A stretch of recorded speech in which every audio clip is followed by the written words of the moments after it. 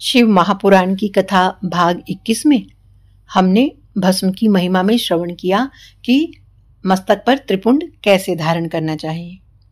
और आज की कथा में हम श्रवण करेंगे कि त्रिपुंड से जो 3 रेखाएं खींचते हैं, उन 3 रेखाओं में कौन कौन से देवता निवास करते हैं। तो आइए आज की कथा में प्रवेश करने से पहले 2 मिनट भगवान नाम संकीर्तन मिलजुल कर आनंद के साथ करते हैं। ओम नमः शिवाय, ओम नमः शिवाय, ओम नमः शिवाय, ओम नमः शिवाय, ओम नमः शिवाय, ओम नमः शिवाय, ओम नमः शिवाय, ओम नमः शिवाय, ओम नमः शिवाय, ओम नमः शिवाय, ओम नमः शिवाय, ओम नमः शिवाय।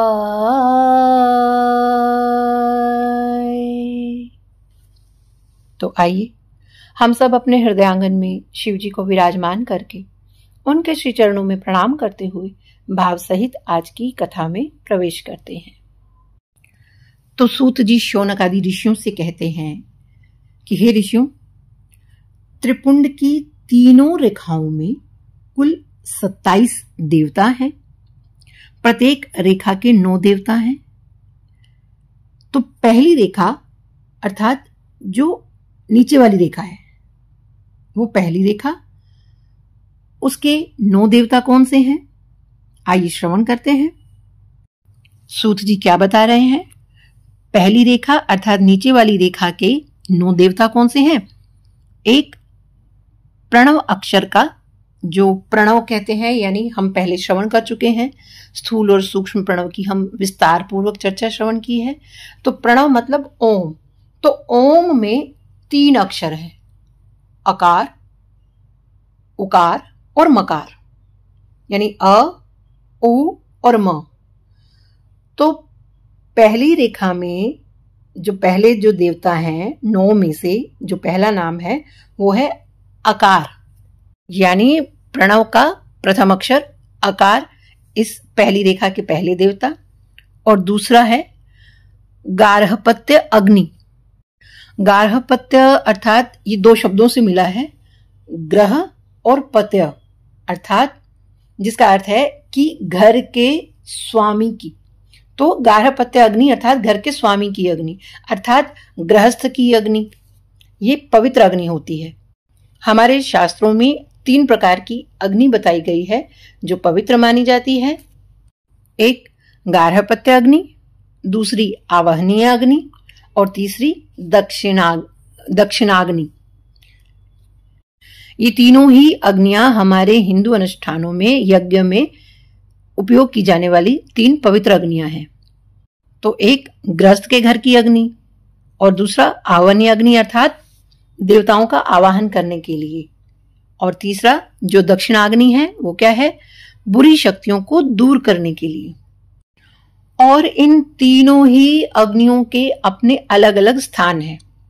जो गार्हपत्य अग्नि होती है उसका स्थान जो होता है वो पूर्व दिशा में, जो कि हम अपने घर में जो दैनिक कार्यों में जो उपयोग करते हैं और यज्ञों में के लिए भी वही अग्नि उपयुक्त होती है। और ये गार्हपत्य अग्नि घर और परिवार की चेतना और पृथ्वी से जुड़ी होती है। तो इसका स्थान होता है पश्चिम दिशा में।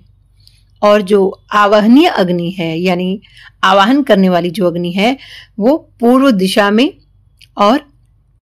और इसको जलाने के लिए एक वर्गाकार यानी 4 कोनों वाला अग्नि कुंड में ये जलाई जाती है।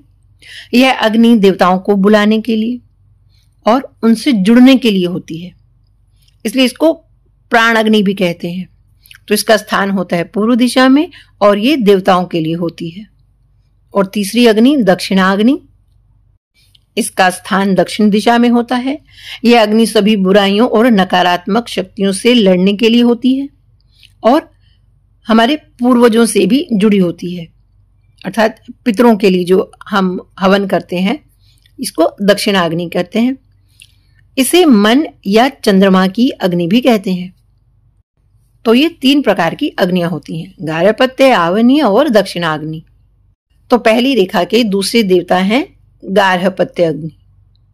और पहली रेखा के तीसरे देवता हैं प्रातः सवन।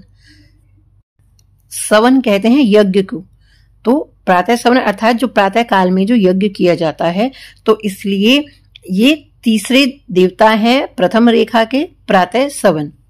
और चौथे रजोगुण, पांचवें देवता ऋग्वेद, छठे पृथ्वी, सातवां क्रियाशक्ति, आठवां धर्म और नौवां महादेव। तो ये 9 देवता हैं प्रथम अर्थात नीचे वाली रेखा के, ये 9 देवता हुए।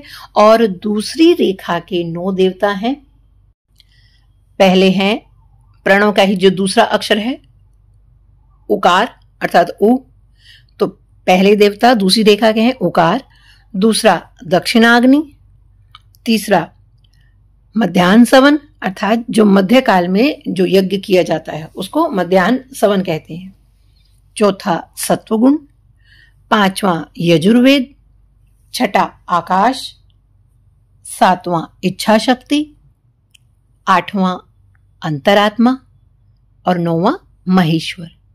ये हुए द्वितीय रेखा के 9 देवता। अब तृतीय रेखा अर्थात तीसरी रेखा के 9 देवता कौन से हैं? पहले हैं प्रणव अक्षर का ही तीसरा अक्षर, वो क्या है? मकार, दूसरा आहवनीय अग्नि, तीसरा साय सवन अर्थात सायकाल को जो यज्ञ किया जाता है वो यज्ञ देवता, चौथा तमोगुण, पांचवा सामवेद, छठा द्युलोक, द्युलोक कहते हैं स्वर्ग को, स्वर्गलोक को, सातवां ज्ञान शक्ति, आठवां परमात्मा और नौवां शिव। तो इस प्रकार ये कुल मिलाकर 27 देवता इन तीनों रेखाओं में निवास करते हैं। तो त्रिपुंड धारण करने से अर्थात हमने 27 देवताओं को अपने मस्तक पर धारण कर लिया और ये सभी देवता हमारी रक्षा करते हैं। तो जिस किसी के माथे पर त्रिपुंड धारण किए हुए का यदि आप दर्शन करें तो मन ही मन उन्हें प्रणाम करें। तो आज के भाग में हमने श्रवण किया कि त्रिपुंड में कौन कौन से देवताओं का वास होता है। तो भाग 18 से लेकर भाग 22 तक हमने भस्म की महिमा श्रवण की और यहाँ आज संपूर्ण होता है भस्म की महिमा। अगले भाग में हम श्रवण करेंगे रुद्राक्ष की महिमा। तब तक हरये नमः, हरये नमः, हरये नमः।